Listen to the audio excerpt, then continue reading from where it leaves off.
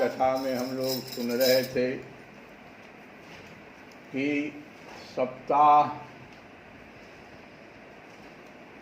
श्रवण जैसे ही श्री महाभागवत कथा का समाप्त हुआ वैसे ही धुंधुकारी के लिए एक विमान आया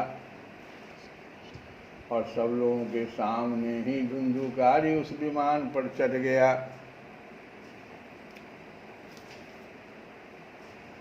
तब उस विमान पर आए हुए पार्षदों को देखकर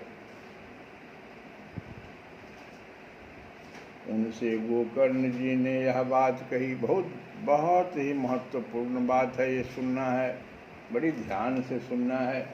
गोकर्ण जी ने पूछा कि भगवान के प्रिय पार्षदों, यहाँ तो हमारे अनेकों शुद्ध हृदय के भक्त बैठे हुए हैं। बहुत भारी प्रश्न है। गोकर्ण जी पूछ रहे हैं, उपदेश करता तो हम ही थे, कथा तो हम ही कह रहे थे, सुनने वाले इतने लोग थे, फिर धुंधुकारी के लिए आप कैसे आए विमान? बहुत भारी प्रश्न।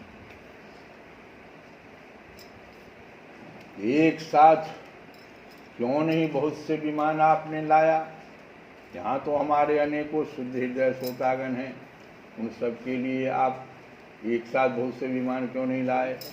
हम देखते हैं कि यहाँ सभी ने समान रूप से कथा सुनी है। गोकर्ण जी यह भी कह रहे हैं कि हम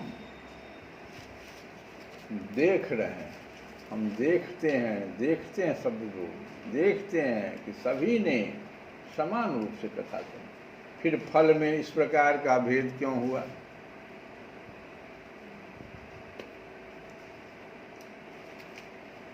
यह बताइए। भगवान के सेवकों ने कहा कि हे मानद, इस फल भेद का कारण इनके श्रवण का भेद ही है, जो आप नहीं देख पा रहे। ये जितने लोग बैठे हुए हैं, इनके मन कहाँ कहाँ हैं अवस्थित, ये तो आप नहीं देख पा रहे। आपकी तरफ देख तो रहे। इस फल भेद का कारण इनके श्रवण का भेद ही है। या ठीक है कि श्रवण तो सबने समान रूप से ही किया है, किंतु इसके जैसा मनन नहीं किया। मनन शब्द आया ना, मन से मनन, मन से। इसी से एक साथ भजन करने पर भी उसके फल में भेद रहा।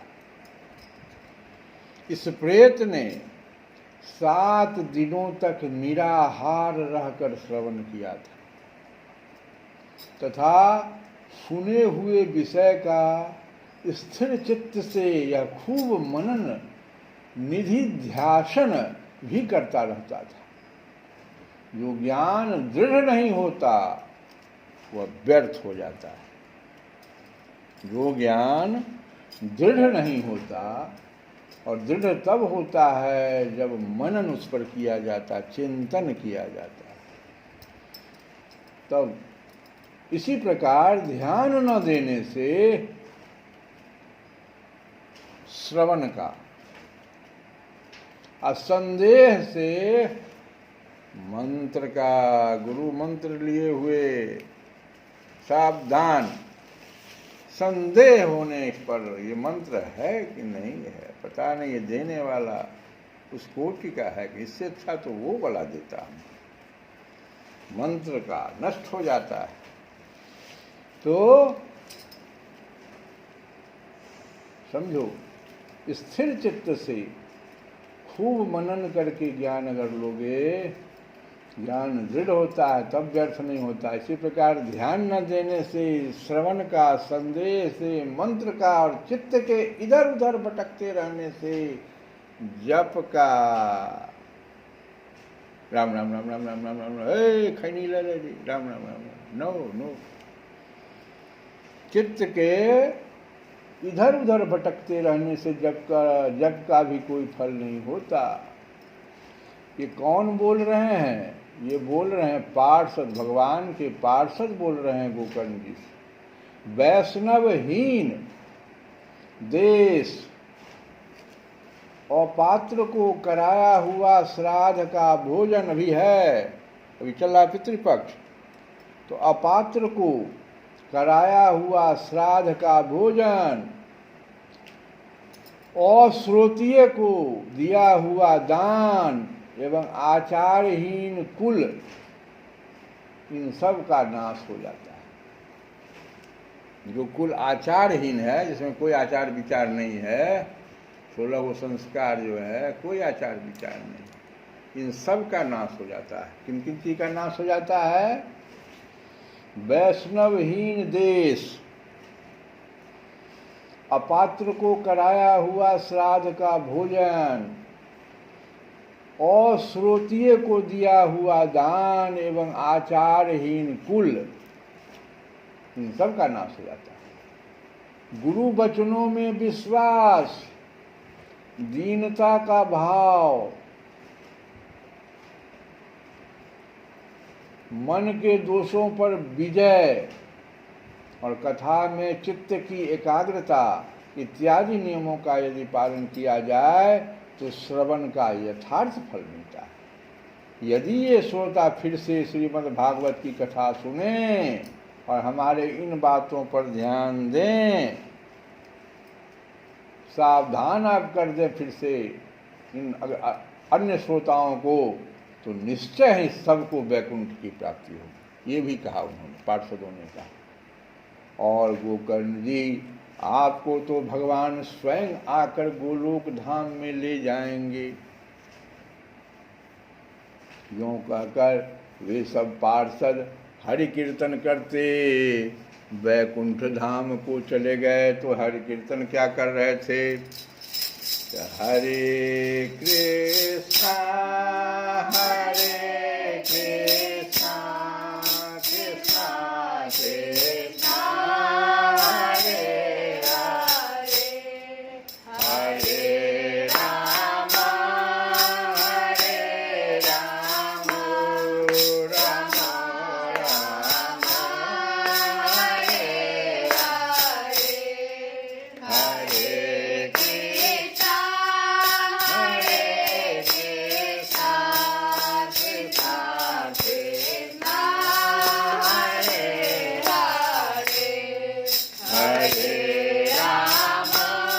हरे हरे, हरे राम राम राम हरे हरे, हरे कृष्णा कृष्णा कृष्णा हरे हरे, हरे राम राम राम हरे हरे, हरे कृष्णा कृष्णा कृष्णा कृष्णा हरे हरे, हरे राम राम हरे हरे, हरे कृष्णा कृष्णा कृष्णा हरे हरे,